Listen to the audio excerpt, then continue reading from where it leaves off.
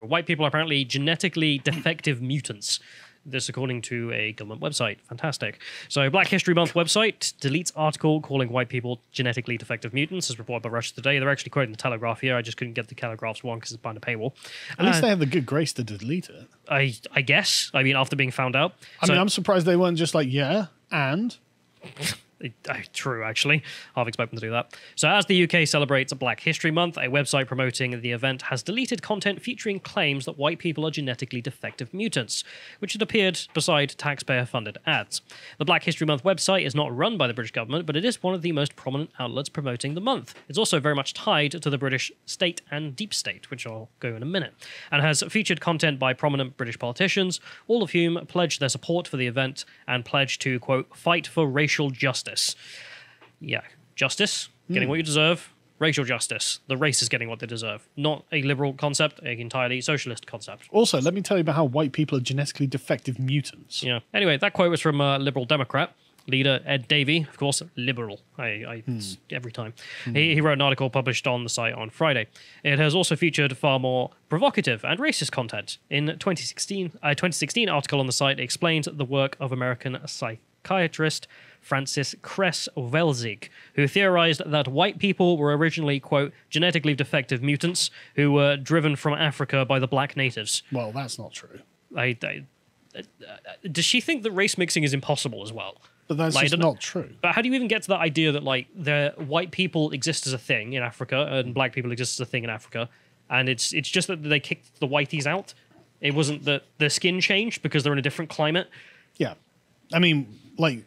But how does she explain race mixing then? So, well, yeah, okay, good point. But like, we know that that's not true. We know that like white skin developed something like 7,000 years ago in Northwest Europe because it was not necessary to have high concentrations of melanin in the skin. And also, if you're in climates that have got a lower amount of sunshine, then you get less vitamin D. And vitamin D is important for human beings. And so, of course, you would get, and you see this in all northern climates. So you've got like people in China or Japan where their skin is also very light, or you've got people in Central America in the tropics where their skin is also very dark to protect them against the harmful effects of the sun or to compensate for having less amounts of sunlight. But this is obviously not true. That's one theory. Okay, yeah, that's the evolutionary theory. You know, that's what the science suggests. But an American has an idea. Oh, right, I'm sorry to S on Americans, but the far left campuses in America do produce the most amazing things. So she argues, once expelled from the continent, Vilsig argued, white people turned to racism and white supremacy to protect this mutation. Right. And their lack of a skin pigment, melanin, encouraged their deviation from morality. Either or, you know, it could have been one of these two. Blackness, Welzig opinionated, was therefore an established basis for moral, or more specifically, normal human behavior. Right. Could she define blackness? I presume not. As a social construct for us? It's very moral. And so the white people were kicked out of Africa by the blacks. They went to Europe or wherever, and then decided that because they were cursed with their white skin, they would turn it into white supremacy. This is the mark of Cain or something? You know, there's like lightning coming out of the skies and... Anyway, so the article was still available on the site as recently as this week, according to an investigation by the Telegraph.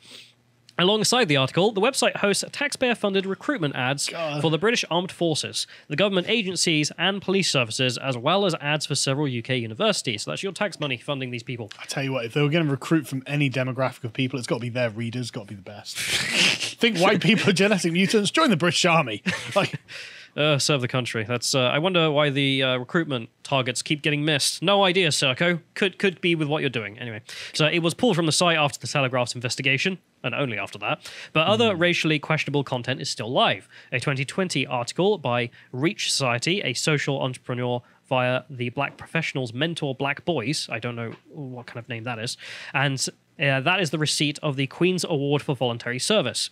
This states that, quote, Europeans have been encouraged to be morally monstrous to non-Europeans for so long, this behavior has become second nature. Ah, yes, because everyone in Africa is just plucking daisies and singing hymns.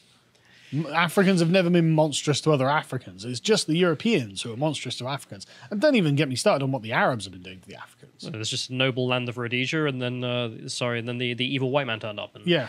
then immorality came to the continent. Sure. So the website is linked to a magazine of the same name and appears at the top search result for Black History Month in the UK. Bizarrely, it is run by a white advertising executive and was established as a private business rather than a charity. Wow, I can't believe you're getting run by these dudes.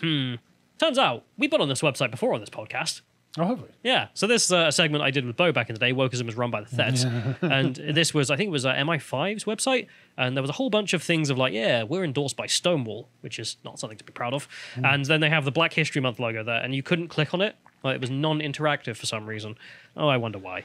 Anyway, let's go to the website itself, just to have a look at some of their stuff. So you see, this is the website they're talking about. Some people might recognize it. At MI5, MI6, and GCHQ, our core mission is to keep this country safe. An article from them, the deep state, giving us their thoughts on the genetically defected people of the country. At MI5 and MI6 and GCHQ, our core mission is to keep the country safe, as everyone knows that's an important undertaking. But there is another responsibility we equally take seriously, to ensure our workforce are as diverse as the society we serve. Oh, God. Yeah, I know, it's every time. Shut up. I'm going to mention the book club we done on Robert Conquest's Reflections on a Ravaged Century, because there's a beautiful quote that kind of fits with this perfectly, which is talking about the British Army. And there were some ministers who gave the argument, the armed forces must reflect their society. Conquest says, one may ask, why? And what does this mean? Also, where does this must come from? Where is the argument that, let's say, Arabs make up X percentage and therefore must make up X percentage of MI5? Doesn't make any sense. No, you hire the person who's suitable for the role. I mean, why would you be sending Arabs into, I don't know, Scotland to check up on the extremists up there? You presumably want to send some Scots. I don't know. Again, blend in. Robert Conquest makes great points. Go check out the book club. It's really good. Yeah. They also say in here, GCHQ writing, one recent example being a summer diversity internship for those from an ethnic minority background. Again, literally segregating the applicants into allowed and not allowed on the basis of their race. Yeah. And the white applicants not allowed. Sorry, the genetic mutants not allowed. Yeah, literally. Boy, that's the intelligence services of the UK. Fantastic. I'm glad they're funding this. So anyway, let's move on. So we go to the next one here. This is also something I remembered to dig up because it was funny. Black History Month School Resources Pack from GCHQ. Why? Just like, why are you doing this? Why are you wasting everyone's time and money on this? GCHQ Race, Ethnicity, and Cultural Heritage Staff Network, all right, defund immediately, has created a resource pack for schools and youth groups suitable for ages 7 to 10 and 11 plus. I mean, this is just the black version of Nazism. I just can't get over why they're doing this. I mean, hang on. Do you think there's any? Do you think if we spent a bit of time searching, we could find Hitler or the Nazis saying roughly the same that they've said about white people about Jews? Many a time, which is why there is actually a meme called, what is it, Nazi arrest JW? Yes. You just take a quote, Yes. shove it up there and be like, all right, guys, Nazi arrest JW. I mean, defective mutants. They probably didn't have genetics back in the 40s, but defective mutants, subhumans, things like that. They're kind of, they've turned to like racism and they hate the Germans. Easily could have found a dozen Nazi quotes that sound exactly the same. I did one of those a while back. It was a guy talking about his racial comrades. Great. You've got to have a stab at the answer, Nazi arrest JW? We can both. Yeah, literally. Why would you do both? They both use that exact language. Anyway, so continuing with GCHQ, Black History Month is celebrated during the month of October in the UK, but also observed in Ireland, Canada, US, and the Netherlands. With a Svarte Pietkin in there, and different times of the calendar. Originally, it was the brainchild of American Carter G. Woodson in 1920s, who recognized a huge gap in the American education system when it came to African American history. Nothing to do with Britain every goddamn time. There is no thinking here whatsoever of what it has to do with you. It's just, well, it's part of the international Yankee curriculum on wokeism now. Yeah, this is American imperialism. Every time, and into GCHQ, which then send it to the kids. So if we go to the next one here. No, but that is a really good point. It's like, oh, well, American invented this. So? Exactly. Yeah. Why are you talking to us about it then? Where does this lead? No hate Americans, obviously. It's just, this has nothing to do with us. Look, leftist Americans, I have plenty. Yeah. Anyway, so nothing to see here, of course. So you can see lotusleaders.com posting here the job that GCHQ were looking for at the time that they posted that article. It's just the UK state openly discriminating against white people. Quote from them, please note the registration of interest is only open to those from an ethnic minority background. All women from any ethnic background. They have white women, but not white men. White men banned. Literally. I guess white women are less genetically defective in their mutations. White women are acceptable. They're not quite as mutated as the men, at least according to our own security services. Thanks, guys. Glad we paid for you. Moving on. So let's go to the next one here. This is just that they updated it. And they said, following registration of interest in the period over several weeks, we'll open this role to applications at this stage. Applicants from all candidates of ethnic backgrounds and genders are welcome. Even genetic mutants. So good luck. Good work to round the bullying them. And I'm sure that there will be absolutely no kind of intrinsic or implicit bias. No. So you can apply, and you won't get that job. So, fellow mutants, you can apply for that job, and I'm sure that there is no actual systemic racism of them saying, we don't want whitey, even though they literally wrote it on their own application. Even though we've been forced into allowing this into whitey to be able to apply. So let's get back to the Genetic Mutant website. One of the things I found interesting is Kemi actually wrote something for them, presumably not knowing who the hell they are, because the government has loads of ties with them for some reason, and this is something I would say to Kemi needs to be defunded. Although I did find interesting that she's writing for these snakes, but she just is inserting individualism into this nonsense. So she says, I am still struck by how differently we talk about black history in the UK compared to how I was taught growing up in a country of 200 million people where every woman is black. So, you guys are friggin' weird. Even then, I recognized identity as a complex issue, unique to every individual, skin color being almost a negligible part of it. More salient were culture, language, and geography. And then she goes on to argue in an individualist manner, which is solid. I just find it weird that she wrote for this, presumably just because no one had told her. They think that white people are genetic mutants, but whatever. Amazingly, though, I do end up finding myself agreeing with Dawn Butler, of all people. Wow. So she wrote a thing on here, which she argued, it is no secret that I would like to get to a point where we do not need Black History Month, so our history is not confined to 31 days, because all our shared history should be celebrated, taught, and recognized equally. Why not move to Nigeria? They speak English, they're all black. No, but the point being that we shouldn't segregate black history. It should just be history. Well, yeah, and in Nigeria, but it is just history, isn't it? Like, she doesn't have to hear about, like, English history from the Middle Ages in Nigeria, probably. Yeah, but then Butler, being a leftist, has to ruin it. But it continues to be important, and we have more honest conversations on race since the brutal murder of George Floyd and the Black Lives Matter movement. Whatever. Whatever you say, Dawn. I love it. She's like, yeah, you're segregating history, that's a bad thing, but George Floyd? Like, I meant to fall for that, but no. Anyway. But let's move on. I just wanted to talk about a couple of things that some people at the live events mentioned to me, which I thought were really funny. And they're kind of old, but we have to go through them because they fit perfectly with the genetic mutant stuff. So the first one here, anti-racism event hosted by Edinburgh University bans white people from asking questions. Totally. I mean, in their defense, they're all Labour voters, so I would have banned them too. Yeah. The conference has been organised by the Resisting Whiteness group. Okay. Resisting Whiteness. Okay. Okay. It opposes racism. Sure, and that's why they kicked all the white people from the Q&A. Oh, yeah. And describes itself as a QTPOC. Well, remember how this works, right? 0 white people means 0 racism. Yes. That's how that works. Except, no, because then there's still anti-blackness, as that CNN. Hey, that doesn't equate to racism. Okay, so they're a QTPOC. Can you guess what QTPOC means? Queer and Trans People of Color Organization. Of course it does, yeah. Another acronym for the alphabet. There will be 2 safe spaces at the event, one of which white people will be barred from entering. Boy, I'm an anti-racist, folks. Not that drinking fountain. Your fountain's over there. Genetic mutant. Quote from God. them. We will therefore not be giving the microphone to white people during the Q&As. Not because we don't think white people have anything to offer to the discussion. You do think that. Oh, no, that's even better. That's even better. It's not that we don't think you've got anything interesting, and you've got merit. It's just you're white. Yes. Literally, that's it. It's not. You're just a genetic mutant, and I wouldn't want to be in the same room as you if I could help it. God. But because we want to amplify the voices of people of color. Literally, you were born wrong. Yeah. If you are a white person with a question, please share it with a member of the committee or our speakers after the panel discussion. Use the back entrance. Yeah, exactly. God.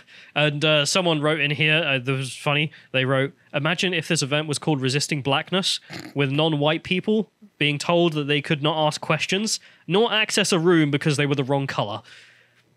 Yeah, something to think about. I can only imagine the international explosion around the media if that were the case. And the student bodies at Edinburgh have nothing to stop them, presumably, because this was allowed to take place.